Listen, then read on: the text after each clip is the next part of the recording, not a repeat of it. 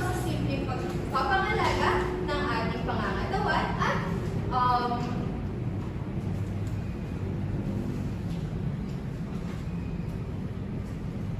at pamumuhay ng maayos. Ngayon, dadako tayo.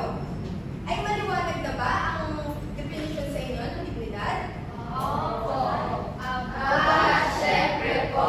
Ayan, maraming salamat. Ngayon, dadako tayo sa mga kilos na nagpapahalaga sa sarili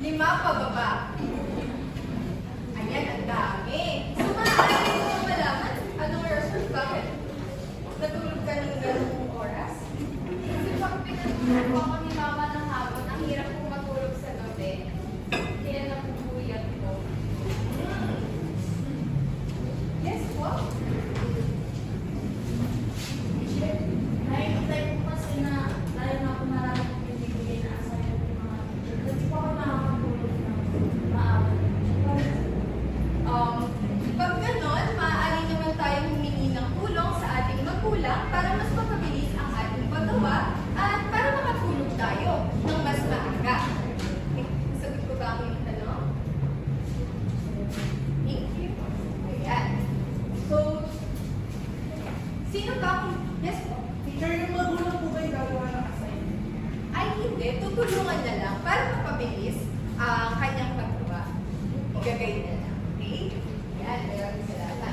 So, ang pagtulog ng sapat ay nirekomenda dahil ito ay nakatutulong sa atin para magkaroon ng enerhiya para sa buong araw at nakatutulong din ito para maging matalas ang ating pag-iisip dahil ang pagtulog ng sapat ay nagbibigay sa atin ng pahinga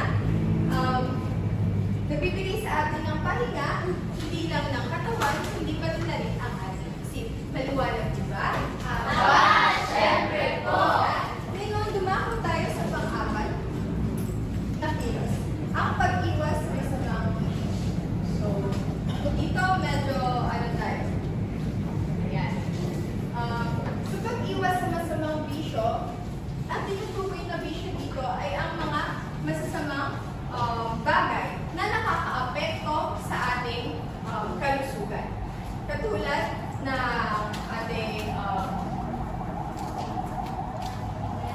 paninigarilyo. Tama. Bakit masama ang paninigarilyo? Kasi po yung gusto ko ng teacher, mabago yun. Tapos po, sabi po ni Mami, makaka-apekto daw po yun sa mga batang kagaya. Tama. Nakaka-apekto yun sa ating paghinga. Di ba? Pag nakakaamit tayo ng usok, nahihirapan tayo